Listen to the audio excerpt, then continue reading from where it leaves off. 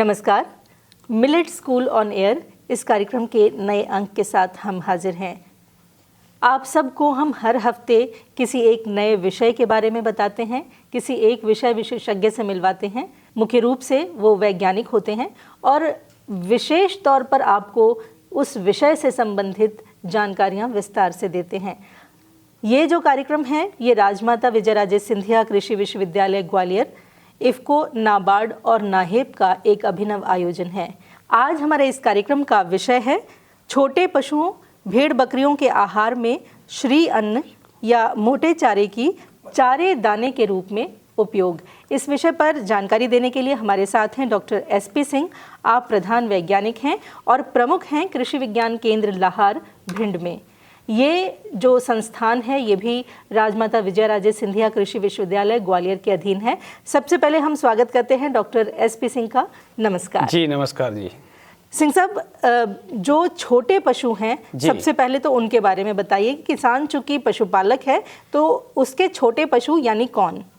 छोटे पशु की जब बात आती है जी, तो विशेष रूप से जो पालतू पशु हैं उस पालतू पशु में, छोटे पशु में भेड़ बकरी की बात आती है। और भेड़ बकरी एक ऐसे पशु हैं जो आपके रेगिस्तान से लेकर जहाँ 50 डिग्री टेम्परेचर रहता है और पहाड़ों की जब -20 डिग्री टेम्परेचर रहता है वहाँ तक उस जलवायु को अपने अनुकूल ढालते हुए वहाँ रह सकते हैं। अच्छा। इस प्रकार की नस्लें इनकी जो है रेगिस्तान से लेकर पहाड़ों की ठंडी जलवायु में भी ये अपने आप को सर्वाइव कर सकती हैं। मतलब अनुकूलन क्षमता बहुत अच्छी है। जिस प्रकार से हम सभी जानते हैं कि ये जो श्री अन्न जो है, जो हमारे माननीय प्रधानमंत्री जी ने नाम दिया है मोटे अनाजों को श्री अन्न का, जिसमें ज्वार, बाजरा, रागी, कोंदो, कुटकी, कंगनी, चीना और सवा, ये सारे जो श्री अन्न हैं ये जो विषम परिस्थितियों में पैदा किया जा सकता है। जैसे हम सब जानते हैं कि एक खराब से खराब जमीन में कम लागत लगाकर और कम लागत के साथ इनको बीमारियां भी कम लगती हैं और कम उपजाऊ जमीन में इनसे अच्छा उत्पादन हम ले सकते हैं। यानी जो बदलते हुआ जो जलवायु परिवर्तन हो रहा है हमारे देश में या पूरे विश्व में एक समस्या है, इस जलवायु परिवर्तन का ग्लोबल वार्मिंग है, जलवायु में बदलाव हो रहा है, तापमान बढ़ रहा है,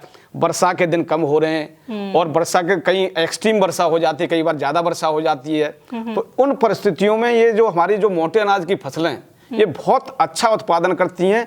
उसी प्रकार से जैसे हम ज्वार बाजरा की बात करते हैं, ये भी कम उपजाऊ जमीन में, उबड़ खाबड़ जमीन में और कम लागत लगाकर, कम मेहनत लगाकर इनसे अच्छा उत्पादन ले सकते हैं। तो कहने का तात्पर्य मेरा यह है, जिस विषम परिस्थिति में बदलते जलवायु परिवर्तन में हमारे मोटे अनाज अनुकूल फसलें हैं, उसी प्रकार से बदलते हुए जलवायु परिवर्तन में हमारे जो ये छोटे पशु हैं जिसको हम स्मॉल रुमिनेंट बोलते हैं, ये बहुत उपयोगी हैं। खासकर भेड़ बकरी की हम बात करते हैं। जब सिंधु घाटी की सभ्यता का जब उल्लेख हमारे देश में मिलता है, हम लोग पढ़ते हैं साहित्य में, तो सिंधु घाटी की सभ्यता में जो उल्लेख है वो आप देखेंगे तो उस समय जो भित्ति चित्र बने हुए हैं उन पर सिर्फ बकरियों के फोटो बने हुए हैं। गाय और भैंस तब लोग नहीं पालते थे, बकरी पालन करते थे। तो बकरी पालन का जो हमारा इतिहास है वो बहुत प्राचीन है और उसको हम आज तक लेके चल रहे हैं। बदलते हुए जलवायु परिवर्तन में भेड़ बकरी पालन ये बहुत अनुकूल है। जैसे कि मैंने बताया कि 50 डिग्री टेम्परेचर पे ही हम बकरी पाल रहे हैं राजस्थान में और आप जो 20 डिग्री टेम्परेचर पर लेह लद्दाख में भी हम बकरी पालन कर रहे हैं। बिल्कुल सही। तो बदलते हुए जलवायु परिवर्तन में जिस प्रकार से हमारा बकरी पालन और भेड़ पालन उपयुक्त है, उसी प्रकार से जो हमारे मोटे अनाज हैं, ये मोटे अनाज भी बदलते जलवायु परिवर्तन के अनुसार अनुकूल हैं। इसलिए कहा गया है कि बकरी जो है भविष्य का पशु है और मोटे अनाज भविष्य के अनाज हैं। बिल्कुल सही। तो इन दोनों का एक साथ तालमेल है। और जब हम छोटे पशुओं को मोटे अनाजों के माध्यम से पोषणता बढ़ाने के लिए आहार में देते हैं तो निश्चित रूप से हमारी लागत भी कम होगी और उनसे उत्पादन भी हम बहुत अच्छा ले सकते हैं। तो कौन कौन सी श्री अन्न फसलें हैं जिनको चारे के रूप में इस्तेमाल किया जाता है और उगाया जाता है? श्री अन्न फसलों की जहाँ तक बात करते हैं तो श्री अन्न फसलों में ज्वार बाजरा ये दो महत्वपूर्ण फसलें हैं और इस हमारे चंबल रीजन में भी अच्छी होती हैं और काफ़ी राज्यों में होती हैं। आपका मध्य प्रदेश है, राजस्थान है, उत्तर प्रदेश है। तो ज्वार बाजरा बहुत महत्वपूर्ण फसलें हैं।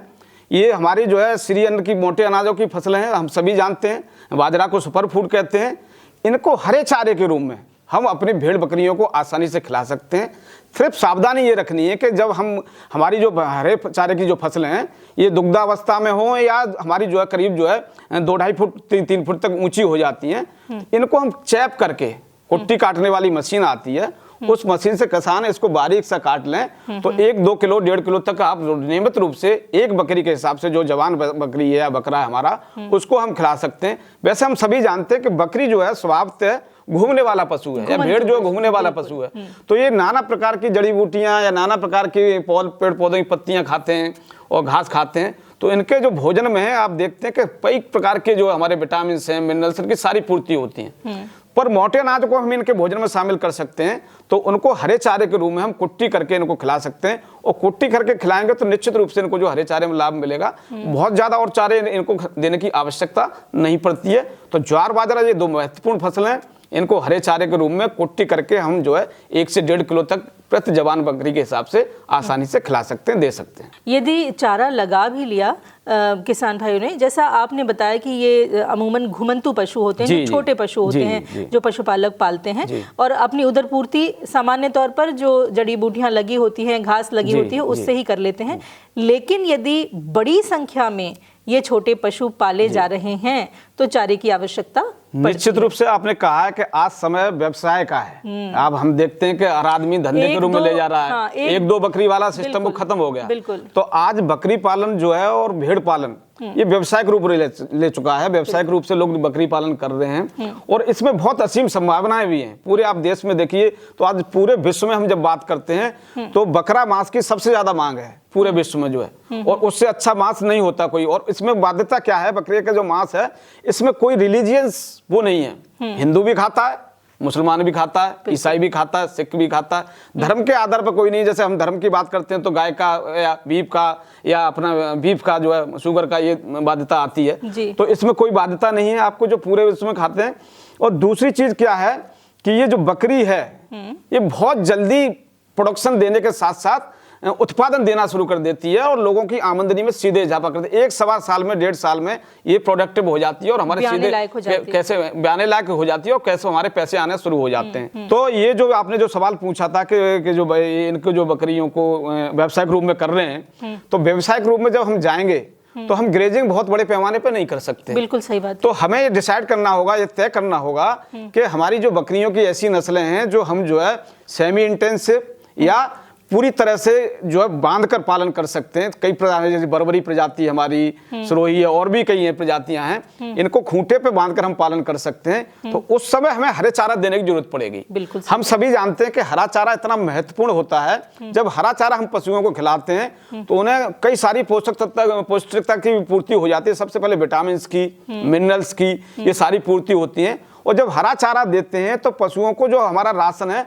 उस राशन में भी हम कमी करके उसको जो है अपनी जो है लागत को कम कर सकते हैं। हरा चारा और राशन, ये 2 शब्द आप इस्तेमाल कर रहे हैं। तो मैं राशन के बारे में भी बताऊंगा। अभी मैं हरे चारे पे बात कर रहा हूँ, खासकर जो मिलेट वाले हरे चारे। आज श्री अन्न की हम बात कर रहे हैं और श्री अन्न को जो मान दिया है माननीय प्रधानमंत्री जी ने, तो श्री अन्न को बढ़ाने के लिए हम जो है हर जगह पे हम इसको ले जाएंगे और तभी इसका सार्थकता है कि चाहे छोटे पशु हैं चाहे बड़े पशु हैं, इनको हम इनको आधार पर इनको भोजन में जब शामिल करेंगे तभी हम जान सकते हैं कि इनके क्या लाभ हैं।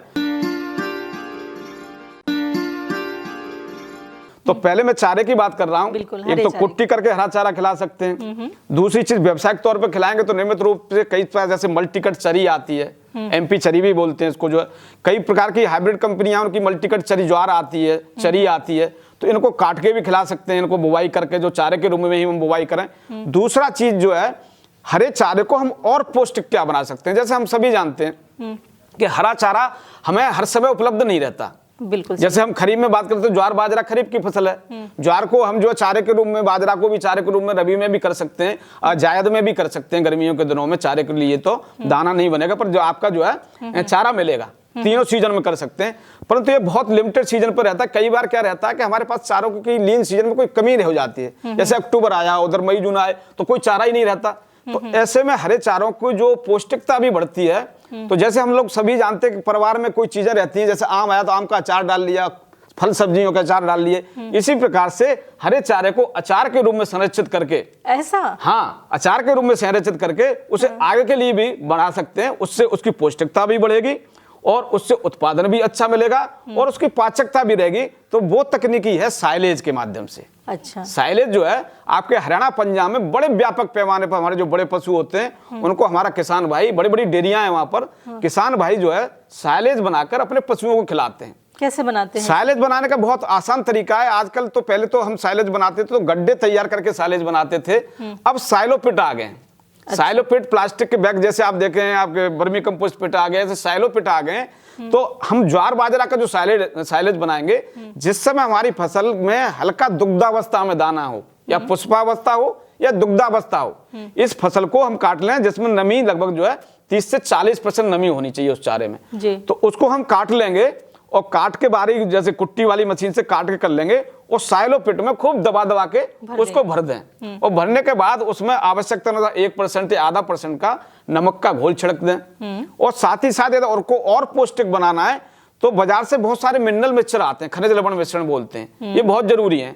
क्योंकि जब हम व्यावसायिक रूप से कर रहे हैं तो खनिज तत्वों की भी कमी होती है। खनिज तत्वों की कमी से कई सारी कमियां आती हैं, बांझपन की समस्या आती है, उत्पादन प्रभावित होता है, पशु जो है समय पर गर्भ धारण नहीं करता। तो वो मिनरल मिक्सचर भी उसमें हम डाल के उसको एयर टाइट करके, बिल्कुल एयर नहीं रहनी चाहिए, हवा नहीं रहनी चाहिए, हवा रहेगी तो उसमें फंगस आ सकता है, इसलिए भली प्रकार से वो दब जाए ये हमें सुनिश्चित करना है। और जब दब जाए उसके बाद जो है उसमें आप नमक का 2% का, 1% का, आधा % का घोल आप आवश्यकता अनुसार छिड़क सकते हैं। बड़े पशुओं ज्यादा, छोटे पशुओं को तो थोड़ा कम जो छिड़कें, उसको दबा के बकरियों के लिए साइलोपिट पर्याप्त है तो उसमें दबा कर देंगे तो 50 से 80 दिन में चारे की उसके गुणवत्ता, उसके आधार पर, हार्डनेस के आधार पर, जैसे ज्वार बाजरा का थोड़ा समय ज्यादा लेगा। ये जितने भी साइलेज बनता है, साइलेज में ये ध्यान रखना है, साइलेज हमेशा जो हमारी दलहनी की खाद्यान्न फसलें हैं जिनमें कार्बोहाइड्रेट होता है उनसे ही हम साइलेज बना सकते हैं। जो हमारी दलहनी फसलें उनका साइलेज हम नहीं बना सकते। जैसे हमारी बरसीम का साइलेज नहीं बनेगा।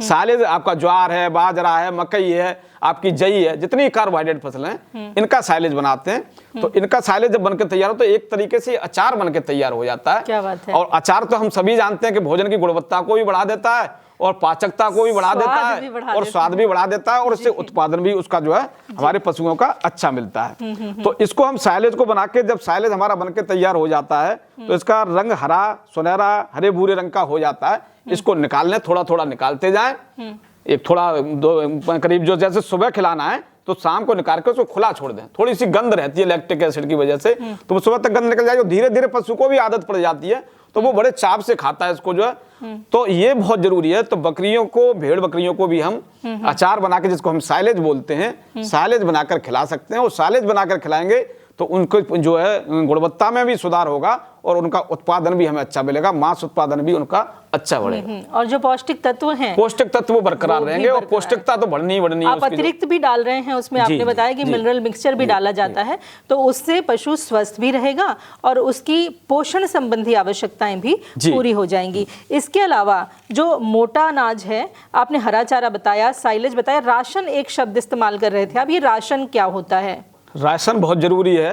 हम लोग सभी लोग जानते हैं कि बिना राशन के हम कोई भी पशु पालन करेंगे, चाहे बड़ा पशु है चाहे छोटू पशु है, जब तक उसको जो उसकी शरीर की आवश्यकता और उत्पादन की आवश्यकता के अनुसार राशन नहीं देंगे तो उससे हम जो है मनवांछित तरीके से जो उसकी जो उत्पादन क्षमता है वो प्राप्त नहीं कर सकते। बिल्कुल, राशन बहुत महत्वपूर्ण है। राशन में आज समय है, जैसे कि हम लोग बात करते हैं कि हम लोग खाना खाते हैं, खाने में नाना प्रकार की चीजें खाते हैं, हम रोटी भी खाते हैं, दाल भी खाते हैं, फल भी लेते हैं, सब्जी भी लेते हैं, तो हमारा भोजन एक तरीके से संतुलित बन जाता है। बिल्कुल। पर पशुओं की जब बात करते हैं तो सिर्फ हम पशुओं को जो गेहूं का दलिया दे दें तो उससे हमारा भोजन, उसको पशु का जो रातव है, राशन है, वो संतुलित नहीं होगा।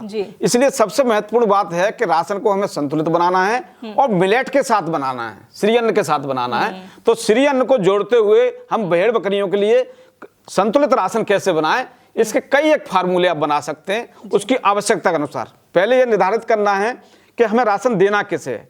जैसे कि हमारी बकरियां हैं, छोटी बकरी हैं या युवावस्था वाली हैं जो बढ़वार कर रही हैं, गर्भवती हैं या दुग्धावस्था वाली हैं, हर की आवश्यकता के अनुसार हमें उसको राशन बनाकर देना है। ठीक वैसे ही जैसे परिवार के लिए देते हैं। जैसे कि माना कोई बकरी दुधारू है और दूध दे रही है या ब्याने वाली है, तो गर्भवती बकरी या दुधारू बकरियों के लिए आप जो है आप 100 किलो राशन बनाने का एक फार्मूला मैं बता रहा हूं। उसमें ज्वार का दला हुआ दलिया, मोटा मोटा दलिया होना चाहिए ज्वार का, वो 32% या 32 kg जई या मक्का का 20 किलोग्राम, खली चाहे मूंगफली की हो सकती है, सोयाबीन की हो सकती है, ये या सरसों की भी ले सकते हैं, 15 किलोग्राम, गेहूं की भूसी ये हमारी जो 15 किलोग्राम, चूनी या छिलका चने या दालों के जो चूनी छिलके होते हैं इनमें प्रोटीन होती है 15 किलोग्राम, और नमक 1 किलोग्राम और खनिज लवण मिश्रण 2 किलोग्राम। ये आप सब मिला के दले हुए होंगे, सबको मिला के एक जगह रख लेंगे एयर टाइट में। तो फिर आप आवश्यकता के अनुसार, जैसे हमारी जवान बकरी है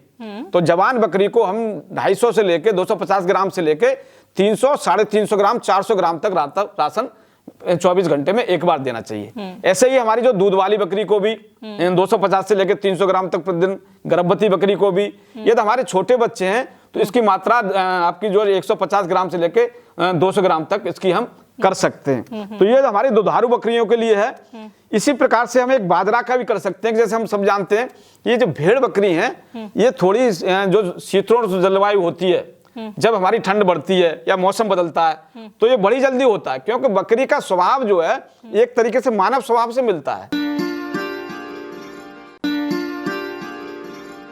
बहुत बड़ी आपकी जो है समानता है मनुष्य के बारे। जैसे हम बात करते हैं बकरी का जो बच्चा होता है उसको जो है हम अंग्रेजी में किड कहते हैं, आदमी के बच्चे को भी अंग्रेजी में किड कहते हैं, ठीक है ना। दूसरी समानता क्या है कि बकरी के बच्चे का जितना, भेड़िया बकरी के बच्चे का जितना वजन पैदा होते समय होता है, लगभग लगभग लगभग उतना ही वजन आदमी के बच्चे का पैदा होते समय होता है। सभी जानते हैं कि आपका 250 2.5 किलो करीब जो है 2.5 केजी जो वेट जो है औसत वेट होता है मनुष्य के बच्चे का, इतना ही औसत वेट भेड़ बकरी के बच्चे का होना चाहिए।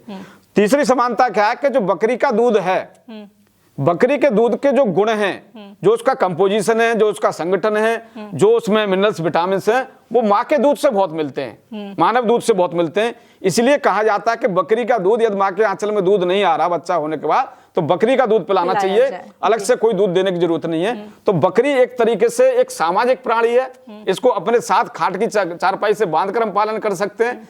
तो इसको जो है जब हमारी बकरियां ठंड आती है तो ठंड में हम जानते हैं कि ठंड में जो ऐसा जिससे ऊर्जा, एनर्जी ज्यादा मिले, ताकत ज्यादा मिले, तो उस ठंड सहने की क्षमता मिले भेड़ बकरियों को, तो उसके लिए बाजरा बहुत अच्छी चीज है।